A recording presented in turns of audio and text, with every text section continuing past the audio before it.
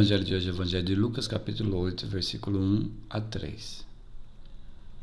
Naquele tempo, Jesus andava por cidades e povoados, pregando e anunciando a boa nova do reino de Deus. Os 11 iam com ele, e também algumas mulheres que haviam sido curadas de maus espíritos e doenças. Maria, chamada Madalena, da qual tinham saído 7 demônios, Joana, mulher de Cusa, alta funcionária de Herodes, Susana e várias outras mulheres que ajudavam a Jesus e aos discípulos com os bens que possuíam. Palavra da salvação. Glória a vós, Senhor. Comentário ao Evangelho. Então nós vemos nesse breve relato que a missão de Jesus consistia em 4 ações essenciais: caminhar, ensinar, anunciar e curar. Era assim que Jesus ia difundindo o reino de Deus. Então Jesus caminhou pela região, ensinou nas sinagogas, proclamou o evangelho do reino, curou todos os tipos de doenças e enfermidades nas pessoas. Ao lado dessas 4 ações dirigidas a todos, estava uma mais especial, que era a formação dos seus apóstolos. Todas essas ações recebem o selo, ou seja, tudo sobre a ótica, o viés da verdade de sua morte na cruz com o envio do Espírito Santo. Então, morte na cruz e envio do Espírito Santo. Sem a morte na cruz, não teria havido o envio do Espírito Santo. E sem o Espírito Santo, a sua missão seria apenas uma missão profética, mas não messiânica. Porque sem o Espírito não há nascimento do homem novo.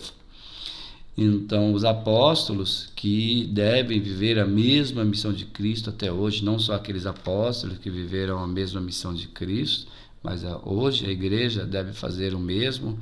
A razão de ser da igreja é continuar a obra de Cristo, ou seja, realizar a mesma missão de Cristo.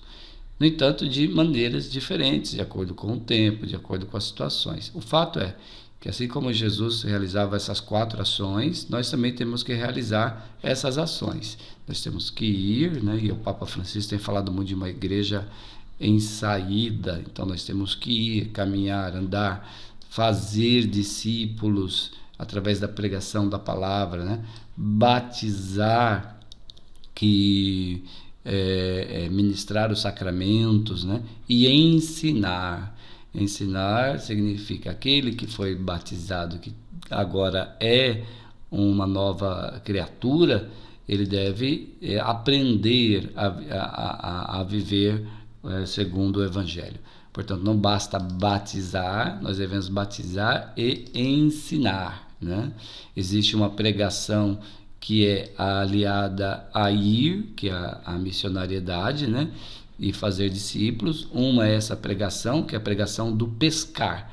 Quando eu prego para fazer discípulos, eu estou pregando o Evangelho para fazer discípulos. Uma vez que eu pesquei esses discípulos, eu tenho que batizar e ensinar. É uma outra pregação, a posterior à pregação anterior, que era a de fazer discípulos.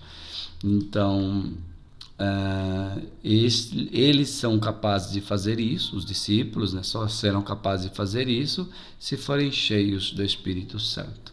Sem o Espírito Santo do Senhor, os discípulos ou a igreja e todos nós não podemos ser almas missionárias. Nós não seremos missionários sem essa ação viva do Espírito Santo em nós. O Evangelho de hoje também mostra que entre essas pessoas, dentro desse grupo, né, que está crescendo cada vez mais, está se somando mais e mais pessoas no seguimento de Jesus, entre as pessoas que estão se tornando discípulas, o evangelista Lucas insere na lista mulheres chamadas pelo nome, né, muito forte, mulheres que poderiam passar despercebidas, mas o evangelista faz questão de citar os nomes, mulheres que foram curadas por Jesus. Entre elas, no grupo dos discípulos, estava Maria de Magdala. A gente diz Maria Madalena, né? Mas a palavra Madalena vem da palavra de Magdala, não era um sobrenome. A Madalena não era um sobrenome dessa Maria, mas dizia a origem. Então é Maria de Magdala. O que é Magdala? Magdala é uma pequena cidade à beira do lago, conhecida até por Roma, por causa dos peixes, preciosos peixes que lá se pescavam, né? E as escavações dos últimos anos trouxeram à luz que era uma cidade opulente, com opulência, né? Uma cidade, portanto, impressionante. Então, essas mulheres, sobretudo Maria de Magdalena, não é uma pobre prostituta, né? Não é a mulher que chora chora e lava os pés de Jesus com suas lágrimas, os beija e os seca com cabelos, né? Não há uma evidência que sejam as mesmas mulheres, né? Porque aquela mulher é uma pecadora. Essa aqui não. Essa aqui é uma mulher que provavelmente era rica, né? Talvez, portanto, uma mulher rica, comerciante, libertada de seus demônios interiores. Também outra mulher, Susana, de que não sabemos muito, né? Depois Joana, que aparece como mulher de Cusa, portanto esposa de um alto funcionário, ou seja, de um contador de Herodes, né? Portanto, mulheres que na época de Jesus não podiam sequer dormir fora de casa, não podiam ser vistas em público se não fossem acompanhadas por um homem, né? E, no entanto, Lucas nos conta que essas mulheres eram discípulas, né? Geralmente, naquela sociedade patriarcal, quem tinha um mestre era um homem. Então, as mulheres não eram discípulas por serem do sexo feminino. Quem recebia quem tinha esse direito de ter um mestre, de seguir um mestre, eram os homens, né? Mas, no entanto, no reino de Jesus, as mulheres são tão importantes quanto os homens, né? Então, elas são tidas como discípulas, não serviçais, né? Não pessoas que iam lá só para servir braçalmente os apóstolos, né? Mas mulheres diretamente envolvidas na proclamação da palavra. Isso deve ensinar algo, né? Sempre questionar este evangelho nos coloca então a figura que as mulheres, a função que as mulheres devem ter na proclamação do evangelho. A igreja não pode se fechar a essa possibilidade de atribuir às mulheres uma importância tal qual Jesus estava dando já naquela época.